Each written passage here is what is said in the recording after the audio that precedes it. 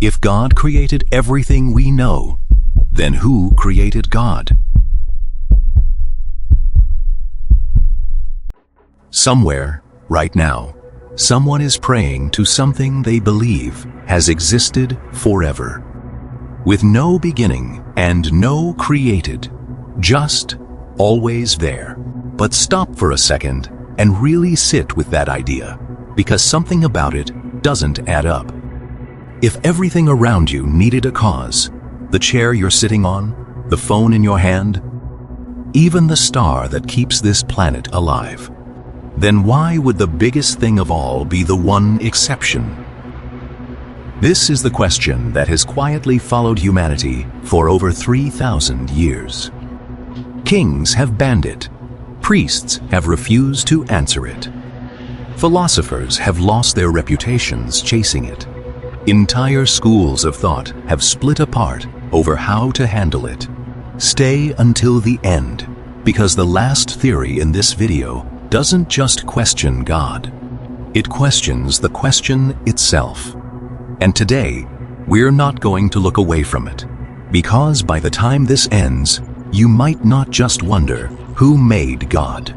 You might end up rethinking what God was ever supposed to mean in the first place. If you grew up around any of the major religions, you probably already know the answer they give you. God always was and always will be. It sounds complete and it sounds final. It's written into the oldest texts we have. The idea that God exists outside of time itself, untouched by beginnings or endings, for billions of people across thousands of years, that sentence has been enough. It closes the question and it gives peace. But here's what almost nobody stops to ask. That answer isn't really an answer. It's a rule that says the question doesn't apply here. Think about how strange that actually is. Every single thing we have ever seen, every tree, every ocean, every galaxy, every civilization had a beginning. Something caused it.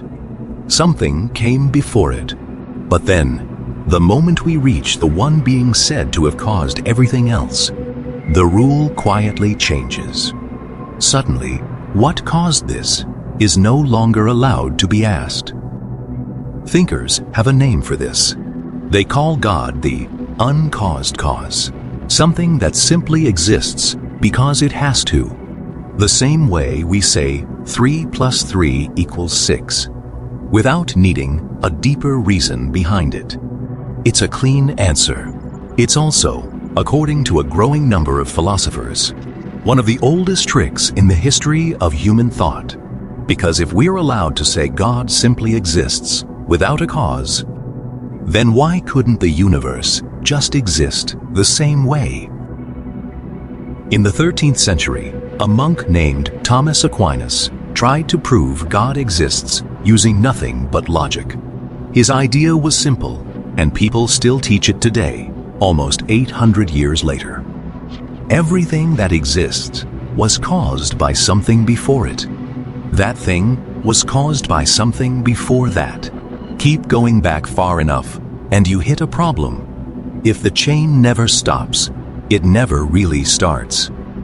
And if it never starts, nothing should exist at all. So Thomas Aquinas said, there has to be a first link, something that caused everything else without anything causing it. He called that first link God. And for centuries, almost nobody argued with this. Long before Aquinas, Muslim scholars had already built the exact same idea, saying an endless chain stretching backward through time simply couldn't work. And the world had to have a real starting point. But eventually, people asked the obvious question back. If an endless chain is impossible, why is God the one exception? This is the crack that philosophers still argue about today. And it's the hardest thing for this whole idea to explain away. Every attempt to fix it ends up creating a new problem.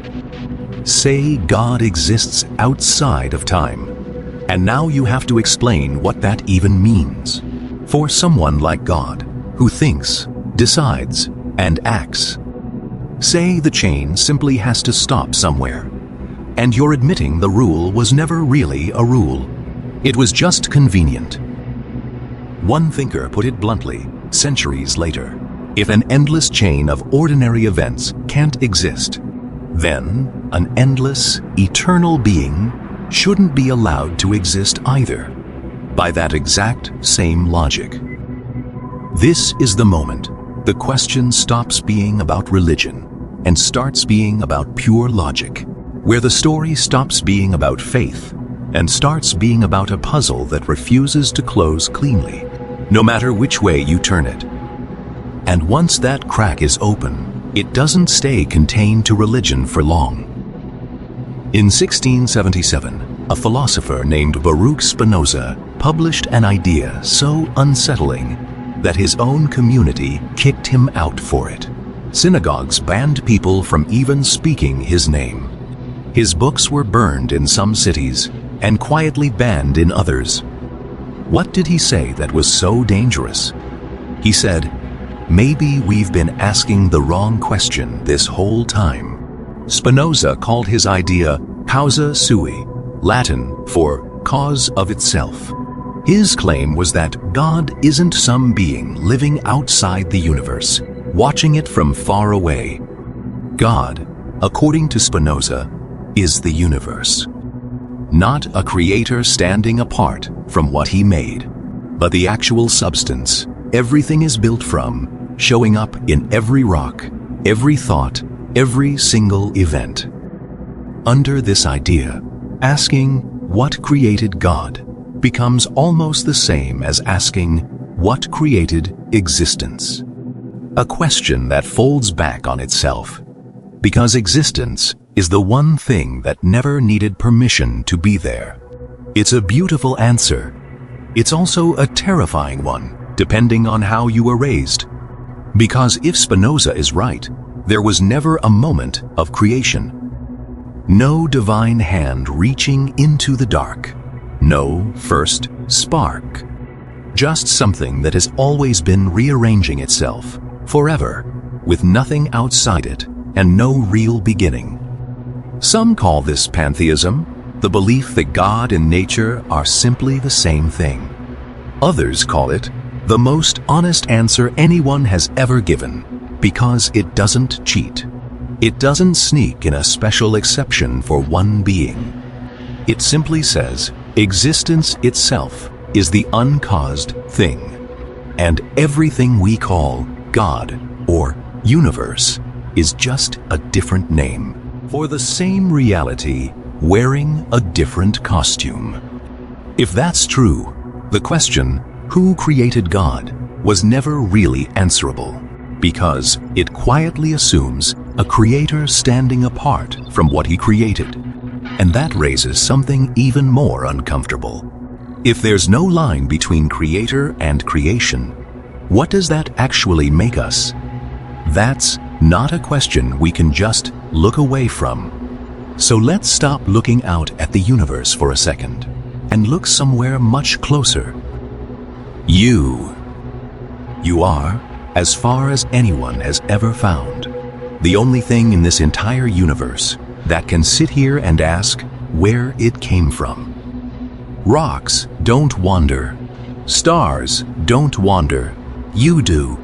And once you really think about it, it's hard to look at yourself the same way again. Because somewhere inside your skull, a few pounds of tissue that didn't even exist a few years ago somehow learned to ask the exact same question religions have asked about God for 3,000 years.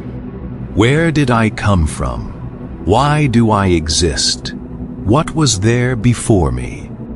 Right now, you're doing the one thing every idea of God has in common. You are aware that you exist, and you are questioning your own origin. Maybe the reason this question feels impossible isn't because God is unknowable. Maybe it's because the only tool we have to search for the answer is the one thing asking that same question. You're not just asking who created God. You're asking it with the only kind of mind that has ever had to ask who created itself. And what's fascinating is that centuries before philosophers or physicists ever explored these ideas, some people already believed the answer was never out there in the stars. They believed it had been within us all along. Imagine this. You're standing inside an ancient stone temple. The air smells of incense. Hundreds of candles flicker against the walls, and every sound slowly fades into silence. A single figure walks toward you. An old teacher. He looks into your eyes for a long moment and asks only one question. Who is the one listening to your thoughts right now? You answer without hesitation. Only me. He smiles. Then he says, Look closer. For centuries, mystical traditions across the world have pointed people toward a strange possibility. The greatest mystery was never hidden somewhere beyond the stars. It was hidden inside the one asking the questions. Some called it pure awareness. Others called it the true self. Some believed it could never be named, because the moment you give it a name, you stop experiencing it. Take a moment and try something. Listen to your next thought. Don't choose it, just wait for it. There it is. Now, ask yourself something even stranger. Who noticed that thought arrive? Your thoughts come and go. Your emotions come and go. Your memories come and go. Even the person you've believed yourself to be has changed countless times throughout your life. Yet something has remained present through every single moment. Something has watched every thought, every fear, every memory, every version of you. Some mystics believed that silent observer was the closest a human being could ever come to touching the source of reality itself. Maybe the oldest mystery was never hiding somewhere in the universe. Maybe it has been looking through your own eyes this entire time. And if that's true, then perhaps we've been searching in the wrong direction all along. Here's the theory I promised you. And it doesn't just question God, it questions the question itself. Here's where we leave the comfortable ground of everything we've covered so far and step into something far more speculative, an idea some thinkers won't even say out loud in serious company. What if cause and effect were never a straight line to begin with? We tend to picture time like a row of dominoes. One falls, it knocks over the next, and the next, all the way back to some first domino that started everything. That's the entire foundation of the who created God question. It assumes a straight line with a starting point somewhere on it, just waiting to be found. But some physicists studying the deepest edges of time have floated something stranger, a closed loop, a chain of cause and effect that curves back on itself, where the very last event becomes the cause of the very first one, with no actual starting point anywhere in the circle. It's the same unsettling shape as a snake eating its own tail. Something that seems to cause its own existence with no outside origin at all. Apply that to this question, and something strange happens. If existence is a loop instead of a line, then asking, what created the creator, stops being a hard question and becomes a broken one. The same way asking, which point on a circle comes first, simply doesn't make sense. Under this idea, God, or the origin of everything, was never created and never will be created. Not because it's eternal in the simple sense, but because the whole idea of before and after might not survive the trip all the way back to the beginning. This isn't proven. It isn't even close to being accepted by most scientists. But it's the kind of idea that, once it gets into your head, is very hard to get back out. Because if it's true, then somewhere out there, cause and effect aren't chasing each other in a line at all. They might be chasing their own tail, forever in the dark. Every magician's trick works the same way. They give you a question so interesting, you stop paying attention to whether the question itself makes sense. Which hand is the coin in? Feels like a real question. Until you realize the coin was never in either hand to begin with. We've spent this whole video asking who created God, as if the answer is a name, a moment, a place, something we just haven't found yet, hiding in a hand we haven't checked. But what if the whole question was built the same way as the coin trick? What if it feels solvable purely because of how it's phrased, and your brain simply assumes there has to be an answer waiting on the other side? That doesn't mean nothing is there.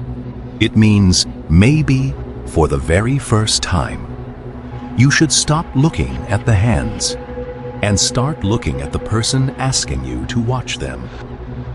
Every civilization that has ever existed has looked up at the same sky and wondered the same thing. Over thousands of years, they built their own answers to make sense of it. Some found faith, others found philosophy, others searched through science. Every path was an attempt to understand the same mystery from a different direction. And whatever you believe, whatever answer speaks most deeply to you, it's yours, and it's completely valid. Above all, I hope you never lose your curiosity, because the universe is full of mysteries that remind us how little we truly understand, and how much there is still left to discover. So let me ask you this. Be honest. What is harder to accept? That God has always existed without a cause, or that the universe itself has always existed without anyone creating it?